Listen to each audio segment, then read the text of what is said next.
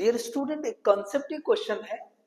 To concentric spheres A and B carry charges Q1 and Q2 respectively. Okay, carry charge ऐसे लिख दें आप, Q1 and Q2 respectively.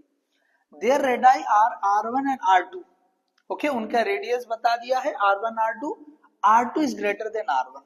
The potential at point P between the spheres at a distance x from the centers of the sphere is. अब देखो मैंने option नहीं लिखे, directly हम सॉल्व करेंगे। क्वेश्चन को आप देखिए किस तरह से दिया है। बताया है कि दो जो है ना कोसेंट्रिक स्फीयर्स है। चलिए ये पहला हमने एक सेंटर, ये पहला स्फीयर ले लिया जिसका रेडियस आप मान ले कि भैया R1 है। इसके बाद एक और जो है स्फीयर है। अब यहाँ पे देखिए आप, ये इस तरह से ये दूसरा स्फीयर आप ड्रॉ कर दो।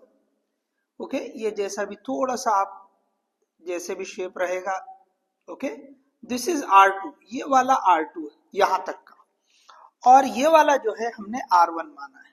ठीक है, सो R1 R2 ये रेडियस, और यहां बता दिया कि R2 बड़ा है, बड़े वाले का रेडियस R2 लेना है। ठीक है, अब क्या दिया है कि भाई ये जो चार्ज है इसके ऊपर Q2 है और इसके ऊपर Q1 है।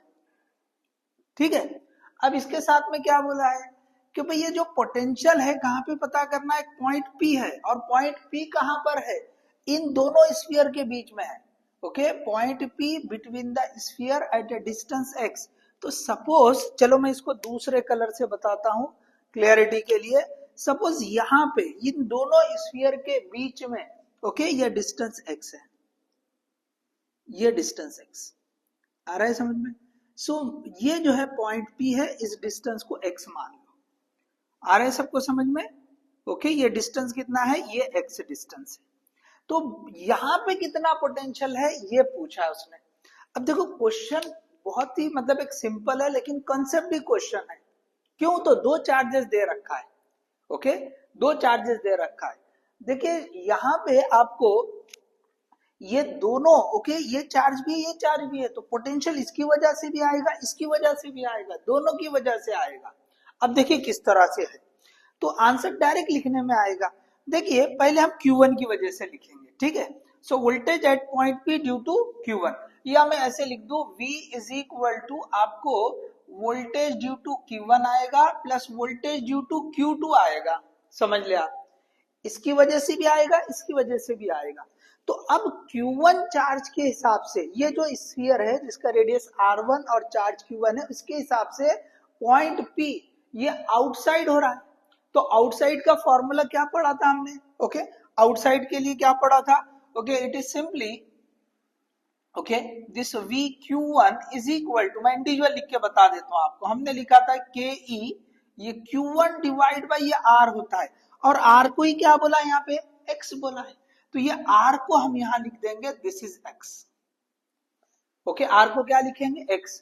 ठीक है, तो ये आपके पास जो है ना ये आ गया है VQ1, मतलब इस चार्ज की वजह से। ओके, आउटसाइड के लिए तो KQ बाय R यही फॉर्मूला होता है। ठीक है ना। अब देखो आगे बढ़ते हैं Q2 के हिसाब से। सो Q2 के हिसाब से ये इनसाइड है। ओके, तो ये यहां पे क्या आ रहा है, ओके ये जो point P is outside. Okay, point P is outside. Formula क्या है, तो सिंपली आपको मिलेगा ये KEQ डिवाइड बाय R। तो यहाँ पे हम जो है ना ये जनरल फॉर्मूला लिख रहा हूं। ओके, आपको याद रहने के हिसाब से ये रेफरेंस के लिए बता रहा हूं। This is we are having for reference. Okay, ये रेफरेंस के लिए बता रहे हैं। फॉर्मूला आउटसाइड के लिए क्या आता है आप जाके थ्योरी में देख लो। ठीक है ना।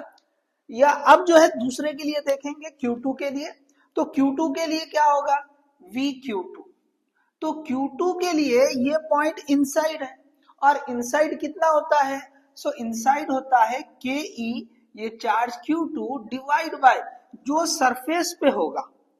इस स्फीयर के हिसाब से अंदर पोटेंशियल कितना होगा, जितना सरफेस पे होगा अंदर भी उतना ही होगा, इसकी वजह से, सिर्फ इसकी वजह से। तो यहाँ पे अगर आप ये समझे ओके, तो ये जो पॉइंट P है यहाँ पे it is inside the sphere, और यहाँ पे क्या होता है KEQ divide by capital R, मतलब ये रेडियस हो रहा है। ये रेफरेंस के लिए लिख दिया मैंने। ओके, ये मैंने जो है आपको रेफरेंस के लिए लिख दिया। ओके, सो ये आपको याद रखना पड़ेगा, ये आपको याद रखना पड़ेगा कि भाई इनसाइड आउटसाइड जो है पोटेंशियल क्या होगा। ठीक है, तो इनसाइड क्या होगा, जितना स्फीयर पे होगा उतना ही आएगा। ओके, जितना भी स्फीयर पे होगा उतना ही आएगा।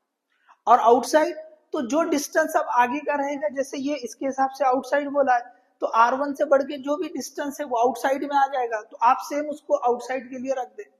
ठीक है, तो यहां पे क्या आ जाएगा आपको, ये सेकंड वाले के हिसाब से, तो that is we are having R2। Okay, तो ये जो है Q1 की वजह से इतना पोटेंशियल आ रहा है, यहाँ पे Q2 की वजह से इतना आ रहा है। अब ये स्केलर क्वांटिटी डायरेक्टली ऐड कर देंगे कि दोनों की वजह से कितना आएगा, तो ये ऐसे लिखेंगे हम, V इज इक्वल टू ये KE, ये Q1 divide by X plus ये KE Q2 divide by R2। आप KE को कॉमन ले लो।